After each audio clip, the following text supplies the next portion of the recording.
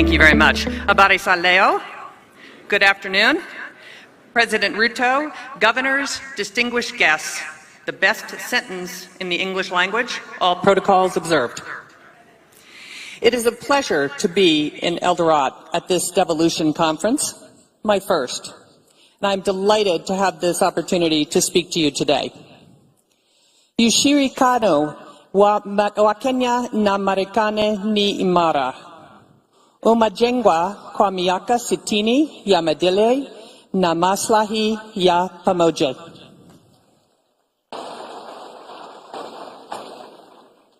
Our partnership has enhanced security and improved the lives of Kenyans and Americans. Since I arrived in Kenya, my team and I have been focused on strengthening the U.S.-Kenya trade investment relationship in coordination with the Kenyan government. The presentation that you are about to hear is one that I have given many times over the past several months to encourage businesses to invest in Africa and Kenya.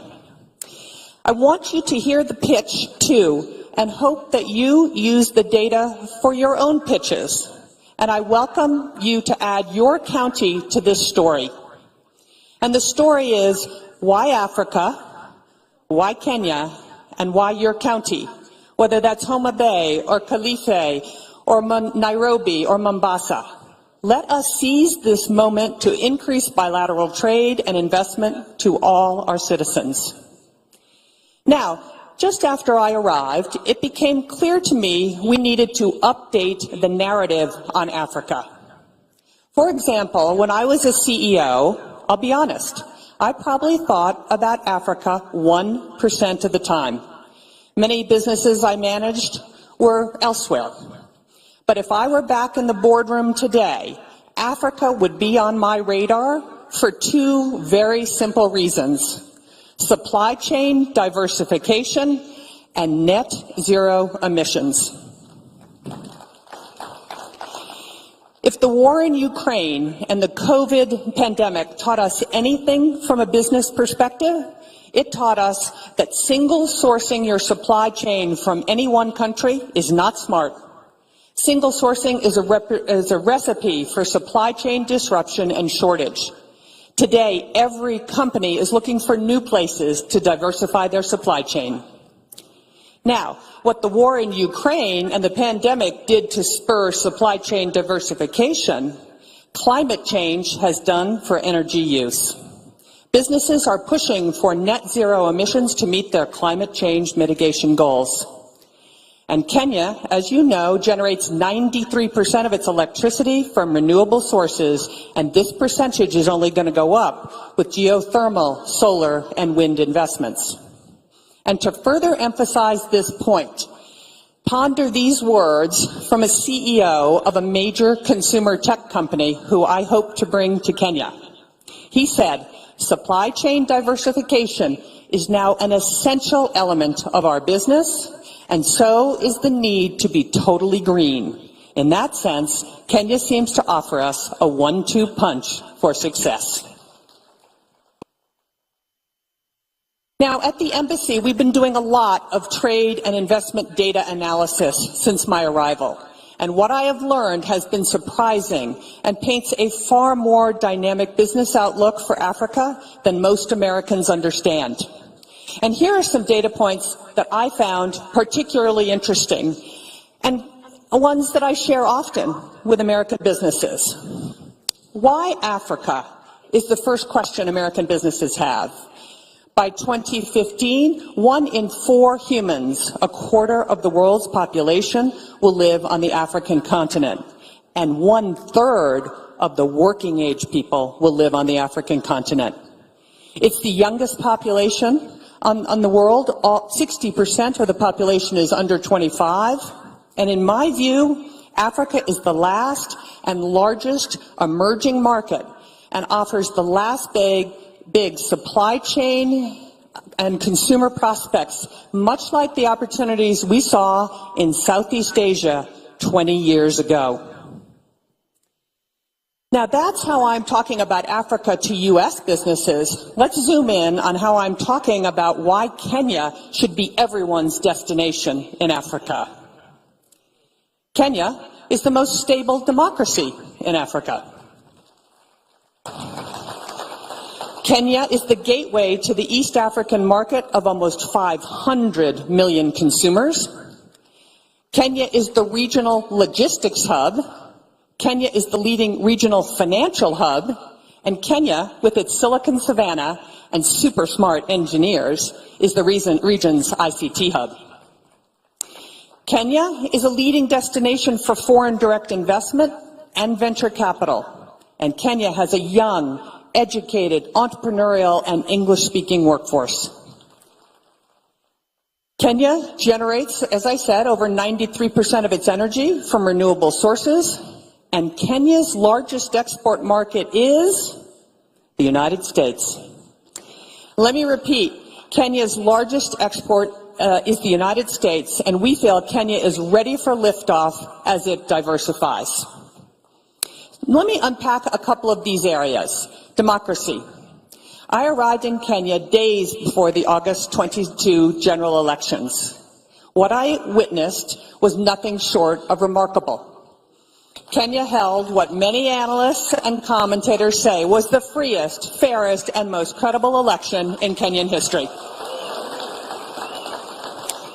The elections were observed by international and local election organizations, and the results were upheld by the Kenyan Supreme Court, and power was transferred orderly and peacefully at the time. Now, gateway to East Africa. As I said, Kenya is the gateway to East Africa.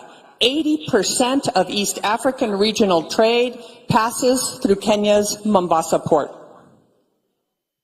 In addition, Jomo Kenyatta International Airport in Nairobi is the busiest airport in East Africa, served by 40 passenger airlines and 25 cargo carriers, including FedEx and DHL. Kenya also has some excellent infrastructure, such as the Standard Gauge Railway, a series of new roads, and modern ports. From a financial and technology hub perspective, Kenya is already the regional financial hub for East Africa. Several international banks have been present in Nairobi for decades, and five major global financial institutions like the World Bank and the International Monetary Fund have established their regional headquarters in Nairobi. The region's regional stock market sits in Nairobi, and the city hosts the necessary legal, accounting, and consultancy services to preserve and accelerate this.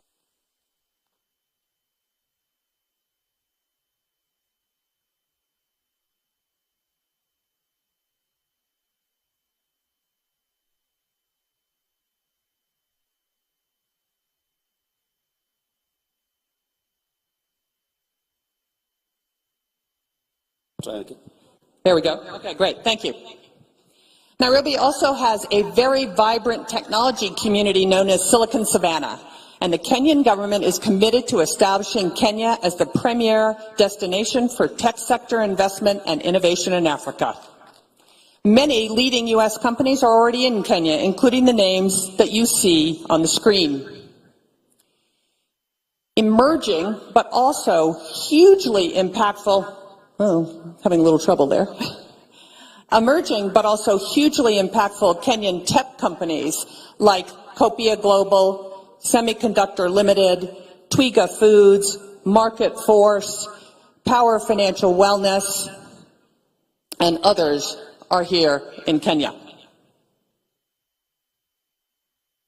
I've met these companies, I've visited their operations, and what I see happening here has many of the critical components that make Silicon Savannah an even bigger success. Now, at the nexus of finance and technology sits one of the most impressive companies I have ever seen, M-Pesa. M-Pesa has annual revenues of over $1 billion US, $360 billion of gross market value flowed through the platform last year. And it has an open API of over 60,000 developers. M-Pesa has over 50 million customers in 7 countries and is involved in over 70% of Kenyan transactions. powers over 5 million businesses, and 60% of Kenya's annual GDP flows through it. Let me say that again. 60% of Kenya's GDP flows through M-Pesa. And let me tell you, I know a little something about this industry, having bought and owned PayPal at eBay, and I assure you, M-Pesa is extraordinary.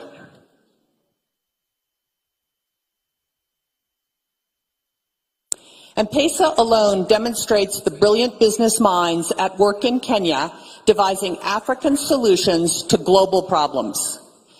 Foreign direct investment and venture capital, Kenya has attracted significant foreign direct investment and is a leading destination for venture capital. Interestingly, when venture capital flows decreased 35% globally last year, total funding in Africa actually increased 8%. Even more impressive, while venture capital to Nigeria was down 36% and essentially flat in South Africa, funding to Kenya increased by 33%. You go, Kenya. Adjusted for GDP, Kenya receives significantly more venture capital than anywhere else on the continent, generating roughly triple the venture capital to GDP ratios of Nigeria, Egypt, and South Africa. Unlike its continental competitors who attract predominantly fintech-led investments, Kenya venture capital flows are more diverse, led by e-commerce and clean tech, followed by fintech, agri-tech, and enterprise investments. And what's even more unique for Kenya, in 2022, Kenyan women-founded startups raised $146 million in equity, more than any other country on the entire continent. As I said, more than 90% of Kenya's on-grid electricity is currently generated from renewable sources, primarily geothermal, wind, and solar. A great example is Kapeto in Kajiado County. It's the second largest wind farm in Kenya, proudly supported by the U.S. International Development Finance Corp. And Power Africa. And it is phenomenal that Kenya has committed to reaching 100% renewable energy by 2030 and is already close to achieving that goal. From a workforce perspective, Kenya is English-speaking, has high literacy rates, and strong primary, secondary, and tertiary education systems.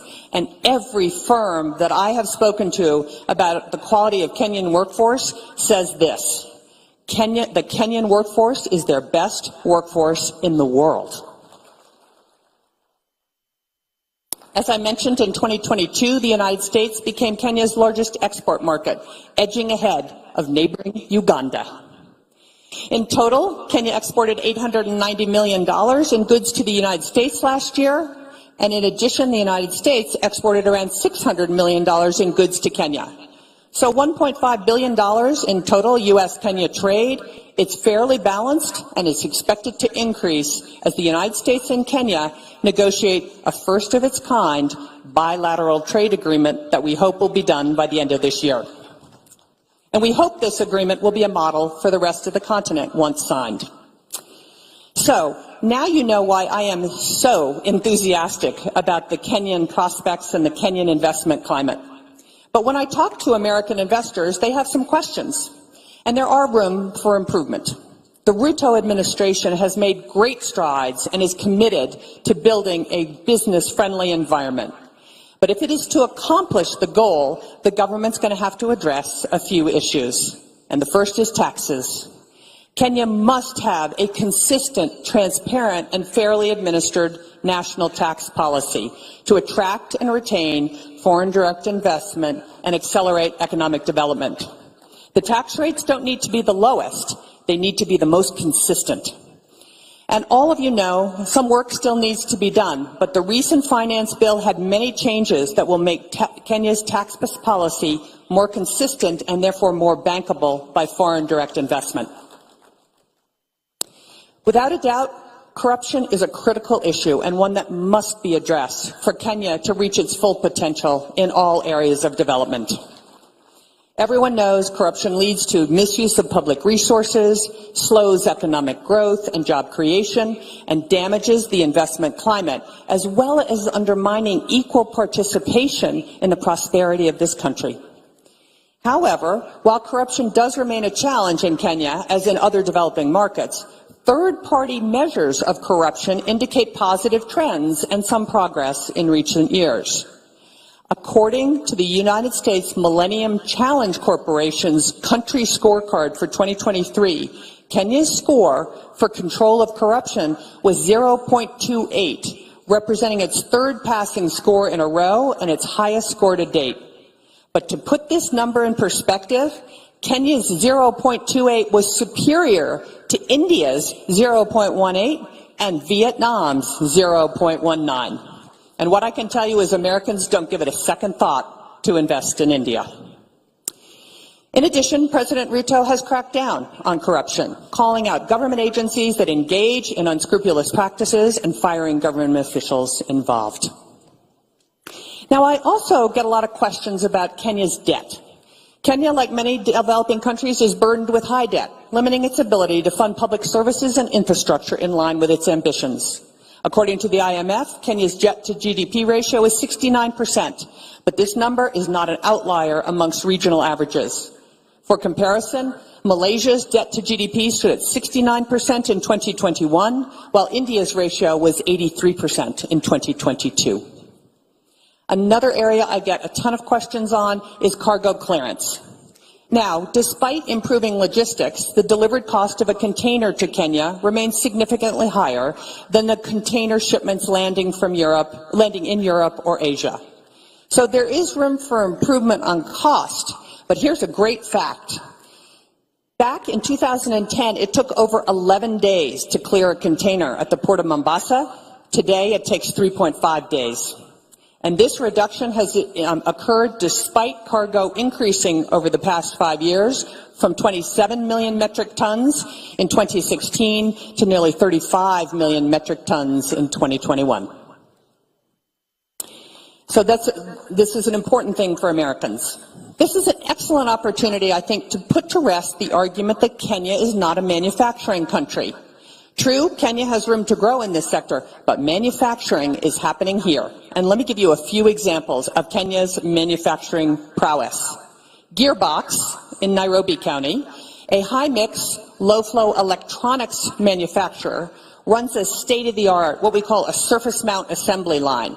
And in November of 2022, began manufacturing Raspberry Pi's Pico product for the African market. Gearbox's production quality, catch this, meets or exceeds that of Raspberry Pi's other production sites in Wales and Japan, producing a first-pass yield of 99.6%. Semiconductor Technologies, a U.S.-owned semiconductor manufacturing and nanotechnology company in Nyeri County, is growing rapidly and has hired more than 80 Kenyan engineers in the last 12 months.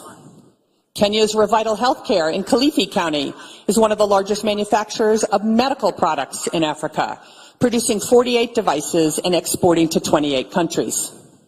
Isuzu has operated an East Africa assembly plant in Nairobi since 1977, selling more than 90,000 units with more than 15 models. And there is also a robust and growing e-mobility manufacturing assembly industry in Kenya. Kenya is the future for Africa's 2- and 3-wheel e-vehicles and e-buses. And lastly, when we talk about trade, we have to talk about apparel and apparel manufacturing. Last year, Kenya recorded its highest ever apparel exports to the United States, over $540 million, employing nearly 200,000 Kenyans, mostly young women. Leading U.S. apparel brands sourcing from Kenya include PVH, which includes Tommy Hilfiger and Calvin Klein, Contour, which includes Lee and Wrangler, and several more, including Walmart and Levi's. And what we hear from these brands, they want more Kenya apparel manufacturing, both because of the high quality of labor and Kenya's leadership in renewable energy. Brands are steadily moving production operations to Kenya from Sri Lanka, Bangladesh, Ethiopia, and China because of what you have to offer. And more of this is on the way. I think apparel manufacturing may be the biggest near-term employment opportunity in all of Kenya. So clearly, there is something happening here. It's abundantly clear to me, and every day I try to make abundantly clear to the international audience that Kenya is open for business. Over the past year, the Kenyan government has been implementing real measures to improve economic conditions and create a business-friendly investment climate throughout the country. Following months of deliberation and consultations with the political and the business community, President Ruto announced the following reforms at the March American Chamber of Commerce Business Summit. A consistent, fair, predictable, and enduring tax regime. Alignment of Kenya's data protection regulations with the multilateral global cross-border private rules framework. A 6-month deadline for KRA to either pay all verified tax refund claims or provide offsets. Elimination of the VAT on export services. Elimination of the domestic equity requirement for ICT companies. Removal of tax on stock-based compensation for employees of all startups. And commitment to adhere to the OECD two-pillar solution framework for digital services tax. And finally, a commitment to revitalize Kenya's special economic zones to maximize their competitiveness, and more reforms are in the pipeline. As you can see, there is so much opportunity in Kenya, and an opportunity to bring the U.S. and Kenyan businesses closer together. All of what I'm about to announce has happened in the last 12 months. In agriculture, Del Monte, the largest private sector employee in Kenya, has invested $5.5 million in a new state-of-the-art fresh fruit packing facility in Kiambu County. Kentegra, a U.S.-Kenya company on the forefront of restoring Kenya as the leading producer of organic insecticide, is building a new $15 million pyrethrum refinery in Nakuru County, benefiting over 90,000 farmers. Regen Organics, an incredibly innovative company founded by young MIT graduates, they're like 27, turning waste into fertilizer, fuel, and animal feed. They will expand their farm and organic waste collection, more than doubling their production of affordable, locally produced agriculture inputs, benefiting 10,000 farmers, and they're building a new $7 million factory that will create 500 jobs in Kakamega County. In apparel, the industry that continues year-on-year expansion, new partnerships have been launched with several leading manufacturing companies, including MAS and Mega, Coast Apparel, and UAL, and they will create at least 20,000 additional jobs and increase exports by 200 million in the next year. Many of these investments are in Machakos County. Best Corporation, also in Machakos, will launch a new apparel manufacturing facility in mid-2023 with plans to hire 2,400 new employees, and NextGen will build a state-of-the-art apparel labeling and packaging facility that has already broken ground and will be operational in September. In ICT and innovation, CCI Global, the largest business process outsourcing company in Kenya, has doubled its workforce to 8,000. In the next 6 months, they'll add 4,000 jobs in Kenya, in Kiambu County, for American clients like United Airlines, Spirit Airlines, JetBlue, AT&T, and Shipt. In energy, Malele Energy, a U.S. company, just concluded a deal to acquire part of the Turkana wind power project, one of the largest in Africa, and produce over 20% of Kenya's electricity in 2022, with huge plans for expansion. And last but certainly not least, in the medical pharma industry, the government of Kenya and Moderna finalized an agreement to build a new $500 million vaccine manufacturing facility in Kiambu County. This will be the only such facility on the African continent for Moderna, and their first factory outside the United States.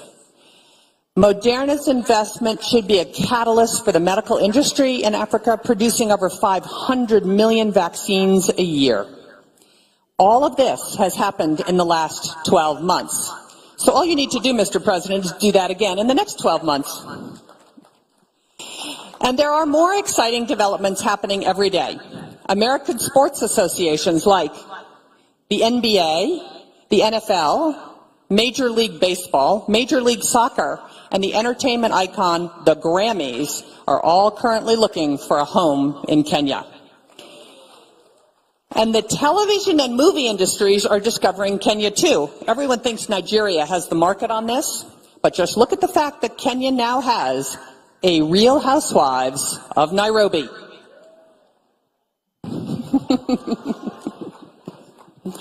So, there are many reasons why global businesses are considering or should consider Africa, and specifically Kenya and your counties, for trade and investment opportunity. This is your opportunity. What are your priorities? What is your sales pitch? And as I said at the beginning of this presentation, when I was the CEO of HP, I only thought of doing business in Africa about 1% of the time. American companies are used to doing business with Europe and Asia. How will you convince them to make doing business in Kenya just as routine? I encourage you to take this presentation. There's no trademark on this presentation. Take this presentation and tell the story of why Africa, why Kenya, and why your county. Why Garissa? Why Mombasa? Why Isiolo? Why Nakuru? Why any county in the country? You should be able to answer the question, why Africa, why Kenya, and why your county? So to conclude, the United States and Kenya are open for business. And to quote President Ruto, Kenya means business. So we have work to do. We need to roll up our sleeves and deliver the results. The American people and your constituents deserve our best efforts to expand shared economic opportunity and growth. Asante sana.